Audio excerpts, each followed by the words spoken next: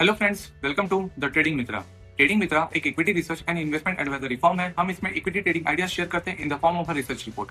इसमें जनरली दो टाइप के रिसर्च रिपोर्ट शेयर होते हैं। फर्स्ट है short term swing trading opportunity, second है long term equity investment opportunity. Short term swing trading opportunity ये सर्विस उन लोगों के लिए जो short term swing opportunity search out करे, स्पेसिफिकली फॉर कैपिटल जनरेशन। लेकिन जो long term equity investment opportunity होती है ना, इसमें वो स्टॉक्स कवर होते हैं जिनका टाइम हॉरिजॉन 3 ईयर या मोर रहता है। ये स्पेसिफिकली उन लोगों के लिए होती है जो लॉन्ग टर्म इन्वेस्टमेंट करना चाहते हैं काफी पोटेंशियल अपॉर्चुनिटीज में, काफी पोटेंशियल कंपनीज में, दैट इज ऐसे स्टॉक्स जिसमें काफी पोटेंशियल है अपसाइड मूवमेंट का। हमारी जो रिसर्च रिपोर्ट सर्विस है वो मार्केट से काफी अलग है, काफी मायनों में। अगर आपको स्टॉक मार्केट का थोड़ा बहुत भी अंदाजा है ना, या थोड़ा बहुत भी समझता है, तो आप मेरे पॉइंट को कनेक्ट कर पाओगे। मार्केट में काफी लोग ऐसे हैं जो 9 to 15 मंथ की ड्यूरेशन की फंडामेंटल और इक्विटी रिसर्च रिपोर्ट को लॉन्च करते हैं, लेकिन मेरे हिसाब से फंडामेंटल रिसर्च रिपोर्ट 9 महीने से 15 महीने की हो ही नहीं सकती। रादर इसे टेक्नो फंडा रिसर्च रिपोर्ट कहना चाहिए। हम 9 से 15 महीने की रिसर्च रिपोर्ट को स्विंग ट्रेडिंग आइडियाज में कैटेगराइज करते हैं, क्योंकि 1 से 1.5 साल के अंदर शेयर प्राइस का एक्सपेक्टेड मूवमेंट सिर्फ कंपनी के परफॉर्मेंस से डिसाइड नहीं होता, रादर उसे मार्केट क्या पी मल्टीपल दे रहा है उससे डिसाइड हो सकता है। शॉर्ट टर्म में जनरली इक्विटी शेयर्स को मैनिपुलेट करना काफी आसान होता है। लाइक आप काफी शेयर्स देखते होंगे जो 2-3 साल रिटर्न देते ही नहीं है एंड एकदम से वो टॉप पे टॉप बनाते चले जाते हैं। इट मींस वहां पे पी मल्टीपल की अनलॉकिंग हो रही है। पी मल्टीपल जनरली मार्केट के बड़े प्लेयर्स कंट्रोल करते हैं, like FIS, DIS, operator, even sometime company too. अगर आपको इस गेम में पार्टिसिपेट करना है और मोटा पैसा कमाना है, देन आपको पी अनलॉकिंग तक वेट करना चाहिए। वो सिर्फ आपको लॉन्ग टर्म इन्वेस्टमेंट अपॉर्चुनिटी ही दे सकती है। इसलिए हम एक्चुअल में जो फंडामेंटल पिक्स है वो हम 3 to 5 ईयर की लॉन्च करते हैं, बिकॉज हमको नहीं पता है कि कब पी अनलॉकिंग होने वाली है। तो हमारी लॉन्ग टर्म पिक्स में सारी कहानी ना वैल्यू अनलॉकिंग और फाइनेंशियल परफॉर्मेंस पे ही डिपेंड करती है। हम जो स्विंग ट्रेडिंग पिक्स देते हैं ना, उसमें हमारा बेसिस फंडामेंटल्स भी रहता है, वैल्यूएशंस भी रहता है और काफी कुछ टेक्निकल्स रहता है। हम टेक्निकल चार्ट्स को देखते हैं, प्राइस एक्शन को स्टडी करते हैं एंड डिसीजन लेते हैं। सो बेसिक डिफरेंस तो आपको समझ ही चुका हूँ स्विंग ट्रेडिंग अपॉर्चुनिटी में और लॉन्ग टर्म इन्वेस्टमेंट अपॉर्चुनिटी में। अब स्विंग ट्रेडिंग अपॉर्चुनिटी को थोड़ा डिटेल में समझते हैं। यहाँ पे हम वही स्टॉक रिकमेंड करते हैं जिसका risk reward ratio is better, that is 20% stop loss and 40% target, that is a risk reward ratio of 1:2। काफी बार हम 1:1 रिस्क रिवॉर्ड के शेयर्स भी इशू करते हैं when quality of instrument is very high, because higher the quality higher will be the probability. So in nutshell either quality अच्छी होनी चाहिए या रिस्क रिवॉर्ड अच्छा होना चाहिए, तभी ही बेट लेना चाहिए। सो इसी चीज को हम मद्देनजर रखते हुए ही स्विंग ट्रेडिंग अपॉर्चुनिटी देते हैं। स्विंग ट्रेडिंग अपॉर्चुनिटी में क्लाइंट एग्जिट ले सकता है, बट कब? जब टारगेट हिट हो जाए या स्टॉप लॉस हिट हो जाए। Our approach is simple, maximize return using risk reward discipline. Logic काफी सिंपल है। अगर रिस्क रिवॉर्ड अच्छा है ना, like 20% stop loss and 40% target, तो अगर 3 में से अगर एक भी टारगेट हिट होता है और अगर 2 में स्टॉप लॉस हिट हो भी जाए, तो भी नुकसान हो ही नहीं सकता, क्योंकि आप ब्रेक इवन पे हो, simply because risk reward ratio is favourable. अब बस 3 में से 2 ट्रेड पॉजिटिव करना है और यही सोचना है। सो जो ट्रेड्स में टारगेट हिट होने की पॉसिबिलिटी ज्यादा होती है ना, on the basis of chart, datas, fundamental analysis, हम वही रिकमेंड करते हैं। और हाँ, आपको कैपिटल एलोकेशन का काफी ध्यान रखना चाहिए। 5% से ज्यादा बिल्कुल भी इन्वेस्टमेंट मत करना किसी भी स्पेसिफिक कंपनी में। पोजीशन साइजिंग काफी इंपॉर्टेंट होती है, यही चीज आपके कैपिटल को डिस्ट्रॉय होने से अल्टीमेटली बचाती है। एक और बात, एग्जिट कॉल हम कभी भी दे सकते हैं, even if target is not hit और stop loss even not hit, क्योंकि काफी बार हम बेटर अपॉर्चुनिटी अवेलेबल हो सकती है या स्टॉक का प्राइस एक्शन आप कन्विंसिंग नहीं लग रहा हो। अब बात करते हैं stocks for the long term opportunity. यहाँ पे हमारा व्यू 3 साल या 3 साल से ज्यादा भी रह सकता है। यहाँ पे हम वही स्टॉक आइडिया शेयर करते हैं जिसे लॉन्ग टर्म में होल्ड करना चाहिए, से अराउंड 3 ईयर और 4 ईयर और 5 ईयर। इस अपॉर्चुनिटी में टारगेट एक्स में होता है, like 3x, 5x, 4x, like that. Depend करता है इंस्ट्रूमेंट पे। तो ये जो लॉन्ग टर्म स्टॉक होते हैं ना, इसमें बिल्कुल भी टाइमिंग नहीं करना चाहिए। जब पूरा मार्केट फॉल कर रहा है ना, तब नेचुरल सी बात है ऐसे स्टॉक भी फॉल करेंगे। तो उस वक्त आप ध्यान रखना, ऐसे स्टॉक्स का नेचर लॉन्ग टर्म होता है, बट ट्रेडिंग की वजह से काफी बार ट्रेंड मिस हो जाती है। इसलिए ऐसे स्टॉक्स में कभी भी ट्रेडिंग नहीं करनी चाहिए, रादर अलोकेशन कम कर देना चाहिए as per the changing circumstances. Generally जो लॉन्ग टर्म इक्विटी कॉल्स होते हैं ना, ये काफी वोलेटाइल नेचर के हो सकते हैं, क्योंकि मैच्योर्ड स्टॉक्स में 2x और 3x की अपॉर्चुनिटी जनरली नहीं मिलती। तो इसमें जो मेजरली शेयर्स कवर्ड होते हैं ना, वो मिड कैप और स्मॉल कैप रहते हैं। इसलिए मैंने कहा था कि अगर ओवरऑल मार्केट वीक है ना, तो ऐसे स्टॉक्स में काफी वीकनेस शो होती है। Eight that time it does not mean कि स्टॉप लॉस हिट हो गया, रादर इसे अपॉर्चुनिटी की तरह भी तो देखा जा सकता है, लेकिन ओनली इफ न्यू और अपडेटेड रिसर्च रिपोर्ट इशू हुई हो तो ही ऐड करना, अदरवाइज मत करना। एंड हाँ, बिल्कुल भी कैपिटल एलोकेशन रूल को मत मिस करना, बिकॉज ये वो कैटेगरी के स्टॉक्स है जिसमें फ्यूचर प्रेडिक्टेबल लग रहा है on the basis of under valuation और ग्रोथ अपॉर्चुनिटी। जब overall market is looking great but this kind of stock is actually falling, at that time if suppose stop loss get hit, it means our prediction was wrong, तब exit ले लेना चाहिए। यहाँ पे भी same principle है exit लेने का, आइदर स्टॉप लॉस हिट हो जाए या तो टारगेट हिट हो जाए, या तो दिया हुआ समय दैट इज 3 ईयर और 5 ईयर ये ओवर हो जाए। ये एक एडिशनल है जो लॉन्ग टर्म इन्वेस्टमेंट अपॉर्चुनिटी में अलग से रहता है। तो एक एग्जांपल से समझ लेते हैं कि long term investment opportunity actually में होती क्या है। एक स्टॉक है जिसका करंट मार्केट प्राइस 100 रुपए है, उसका टारगेट सपोज 350 रुपीज है and stop loss level around 40% है from the current market price. तो उसका रिस्क रिवॉर्ड रेशियो अराउंड 6.5 और या उसके आसपास होगा। तो ये ऐसे स्टॉक्स है जिसका रिस्क रिवॉर्ड रेशियो काफी बेटर है, दैट इज 6.5, दैट इज 1 रुपए जाने के लिए और 6.5 रुपीज आने के लिए।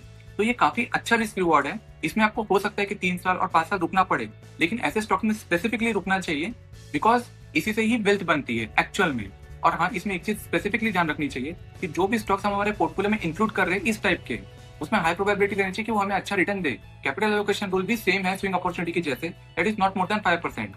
और हाँ, अगर स्मॉल कैप और माइक्रो कैप है तो नॉट मोर देन 2% स्पेसिफिकली। हम अर्ली एग्जिट भी दे सकते हैं ऐसी अपॉर्चुनिटीज में, क्योंकि ऐसे स्टॉक्स में मैनेजमेंट कमेंट्री काफी इंपॉर्टेंट होती है और हम उसे कंटिन्यूस बेसिस पर ट्रैक करते रहते हैं। तो on the basis of management committee अगर हमको लगता है कि हमारा जो व्यू है वो सस्टेन नहीं करने वाला, तो हम उसमें अर्ली एग्जिट भी ले सकते हैं। हमारे इक्विटी आइडियाज के फ्रेमवर्क से इन्वेस्टर्स को एक एज मिलती है।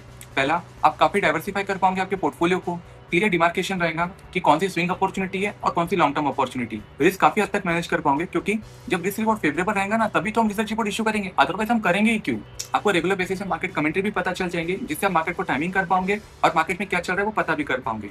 काफी इन्वेस्टमेंट अपॉर्चुनिटी आपको पहले ही पता चल जाएंगी, जो शायद आपको शेयर के टॉप बनाने के बाद पता चलती है। बस आपको पेशेंस रखना है। हमारी सारी दी हुई रिसर्च रिपोर्ट को हम ट्रैक कर रहे हैं, so we will keep posting update to you on the same. अब कुछ इंपॉर्टेंट बातें जो मैं आपके सामने स्पेसिफिकली हाईलाइट करना चाहता हूँ। सो पहली बात यह है कि देखिए, मेरा फर्स्ट फोकस होता है कैपिटल को प्रोटेक्ट करना। तो उसमें मैं क्वांटिटी पे ज्यादा ध्यान नहीं देता, मैं क्वालिटी पे ज्यादा ध्यान देता हूँ। सो क्वांटिटी की वजह से मैं कभी भी क्वालिटी पे सेक्रीफाइस नहीं करने वाला। तभी मैं रिसर्च रिपोर्ट इशू करूंगा जब मुझे ओवरऑल कंडीशन मार्केट की अच्छी लगेंगी एंड मार्केट एक स्ट्रेंथ शो करेगा। सो जब भी मार्केट ओवर वैल्यूड होता है या रिस्क रिवॉर्ड बेकार होता है या रिस्क रिवॉर्ड अच्छा नहीं होता, लाइक ₹1 आने के लिए और ₹2 जाने के लिए, तब मैं कोई रिसर्च रिपोर्ट इशू जनरली नहीं करता।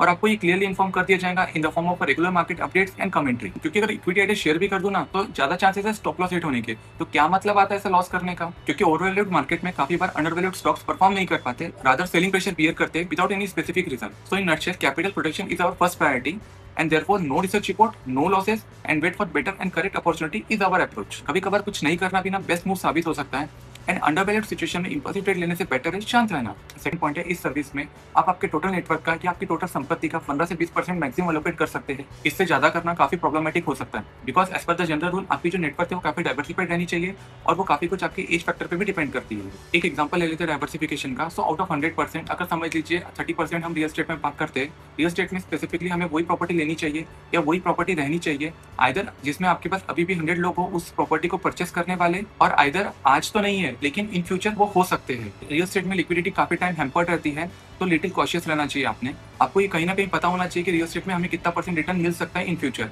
रियल एस्टेट में ऑलवेज टॉप नॉच प्रॉपर्टी में बेट करना चाहिए, बिकॉज वहीं पे लिक्विडिटी इशू सबसे कम होता है।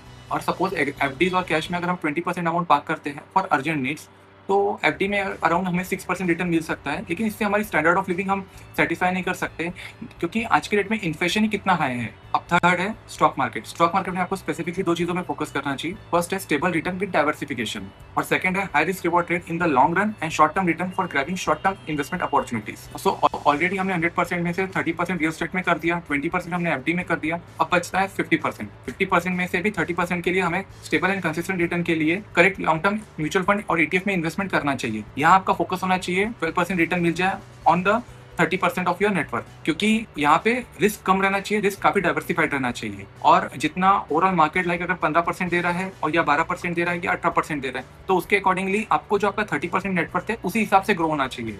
सो अब ऑलरेडी 100% में से 80% अलोकेट हो चुका है, तो जब जो रिमेनिंग 20% है इसे में ही हमें स्विंग अपॉर्चुनिटी या लॉन्ग टर्म कॉस्ट के लिए फाइंड आउट करना चाहिए। यहाँ आपका एम रहना चाहिए शॉर्ट टर्म स्विंग अपॉर्चुनिटी को कैप्चर करना है for capital generation, and in long run equity cost में आपका एम रहना चाहिए कि very high risk and high reward trade आपको आइडेंटिफाई कर सको, लाइक ₹1 जाने के लिए और ₹5 आने के लिए। सो अब आप समझ गए होंगे कि एक डाइवर्सिफाइड पोर्टफोलियो एक्चुअल में होता कैसा है। 30% रियल एस्टेट, 20% एफडी, एंड जो 50% जो रिमेनिंग है उसमें स्टॉक मार्केट में 30% should be allocated towards mutual fund specifically, and 20% हमें इक्विटी में हम इन्वेस्टमेंट कर सकते हैं, एंड आउट ऑफ 20% ऑल्सो हमें कुछ पैसा स्विंग अपॉर्चुनिटीज के लिए देना चाहिए, और बाकी जो पैसा है वो लॉन्ग टर्म वेल्थ क्रिएशन के लिए रहने देना चाहिए। अब तीसरा इंपॉर्टेंट पॉइंट मैं आपको जो बताना चाहता हूँ, इन्वेस्टमेंट के कुछ बेसिक रूल्स हैं जो सारे इन्वेस्टर्स को फॉलो करना चाहिए, और अगर आप ये रिसर्च रिपोर्ट सर्विस पक्के से लेने वाले हो तो आपको तो ये बिल्कुल भी नहीं भूलना चाहिए। सबसे पहला है protect your capital and manage the risk. Second है invest always for the long run.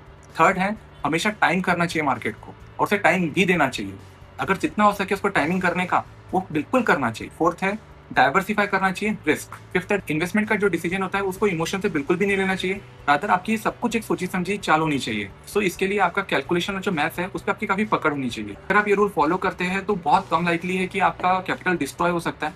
और हाँ, मार्केट में काफी अपॉर्चुनिटीज है, एक गई तो दूसरी आ जाएंगी, लेकिन पैसा तो लगेगा ही ना इन्वेस्टमेंट करने के लिए, तो बस आपको कैपिटल को संभाल के रखना है, बाकी सब कुछ मार्केट पे छोड़ देना है, बिकॉज कहते हैं ना मार्केट लॉन्ग टर्म में लॉन्ग ही रहता है। एंड लास्टली मैं आपको ये समझाना चाहता हूँ HNI और स्मार्ट इन्वेस्टर कैसे सोचते हैं। उनके लिए ना इमोशंस कोई होता ही नहीं है। वो सिर्फ मैथ्स को और कैलकुलेशंस को, प्रोबेबिलिटीज को, ये 3 को ही समझते हैं। उनका जो सारा इन्वेस्टमेंट पैटर्न है ना, वो प्रोबेबिलिटीज, कैलकुलेशन और कैलकुलेटेड रिस्क पे चलता है। They don't deploy all capital into one single idea. They allocate their funds, it's called position sizing. उनको पता होता है investment can go down, so they are prepared for it. They don't love a stock, they love their maths. तो चलो अब समझ लेते हैं कि एक एचएनआई और एक जो बिग इन्वेस्टर है वो कैसे मार्केट में पैसा लगाते हैं। सपोज उनके पास 1 लाख रुपए, तो वो क्या करेंगे, 10,000 रुपए 10 अलग अलग इन्वेस्टमेंट अपॉर्चुनिटी में लगाएंगे और वो ये देखेंगे कि कहाँ उनका जो रिस्क रिवॉर्ड रेशियो है वो बेटर बैठ रहा है। तो एक एग्जांपल के लिए समझ लेते हैं, वो जो भी इन्वेस्टमेंट अपॉर्चुनिटी में लगा रहे हैं वहाँ पे उनका रिस्क रिवॉर्ड रेशियो 1:4 है। तो एक एग्जांपल लेते हैं, आफ्टर 10 ईयर क्या हो सकता है। 4 ऐसे स्टॉक्स हैं जो 4x हो जाए आउट ऑफ द 10, तो कितना हो जाएगा, जहाँ पे उन्होंने 40,000 रुपए लगाए थे वो बन जाएंगे 1,60,000 रुपए। अब 3 स्टॉक्स अगर समझ लीजिए वो 40% फॉल कर गए, तो जो 30,000 है ना वो 18,000 में कन्वर्ट हो जाएंगे। और अगर समझ लीजिए जो रिमेनिंग 3 स्टॉक्स है उन्होंने 50% रिटर्न दे दिया, तो 30,000 बिकम 45,000। तो टोटल कितना हो जाता है, 2,23,000 रुपए। This is called calculated risk, this is called probability based investing. यहीं पे कॉमन इंसान फेल कर जाता है बिकॉज उसके पास ना कोई स्ट्रक्चर होता है ना कोई फ्रेमवर्क होता है। एक बात हमेशा याद रखना, when it comes to money, emotion is nothing, results are everything. Either you know what you are doing or you don't. There is nothing a comfortable middle in between. So you cannot take half chances. So if you are in a search of such kind of a service, we are here for your welcome. और हाँ, investment are subject to market risk. Read the document very carefully.